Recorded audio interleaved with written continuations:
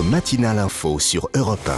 6h19, il fait partie de votre matinale d'été, le monsieur innovation d'Europe 1. Bonjour Anissé Mbida. Bonjour Thierry, bonjour à tous. Alors Anissé, les ventes de voitures électriques, on le vend en poupe, on le sait, mais l'autonomie, le manque de points de charge, on le sait, ce sont des vrais handicaps. Alors il existe désormais des batteries d'urgence portables, finalement un peu comme les téléphones. Oui, c'est exactement le même principe. Je ne sais pas si vous en utilisez une de ces petites batteries d'appoint. C'est assez pratique en fin de journée. Vous savez, quand on a du mal à trouver une prise pour charger son téléphone, et bien là, ça va être la même chose avec les voitures électriques. Sauf que là, la batterie ressemble à une petite remorque que l'on va accrocher derrière sa voiture comme une caravane et qui permettra de doubler facilement son autonomie puisque dans la remorque, il n'y a quasiment que des batteries. Donc il faut une boule d'attelage un peu comme une remorque, c'est quand même assez encombrant, non ?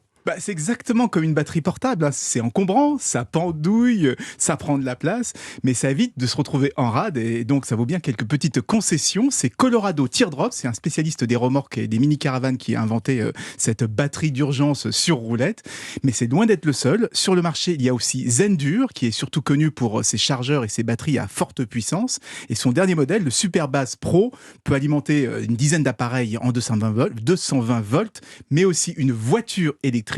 Et il fait la taille d'une valise, donc c'est un peu plus pratique, on peut le ranger dans le coffre.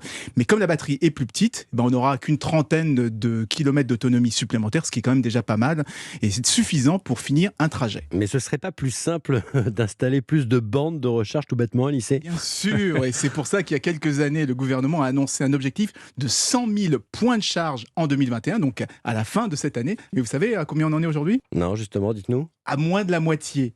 Et donc évidemment, ça laisse la place aux opportunistes qui trouvent des solutions pour éviter que la batterie nous fasse le coup de la panne. Ce plan point de charge, encore une déception. Donc merci Anissé, à demain.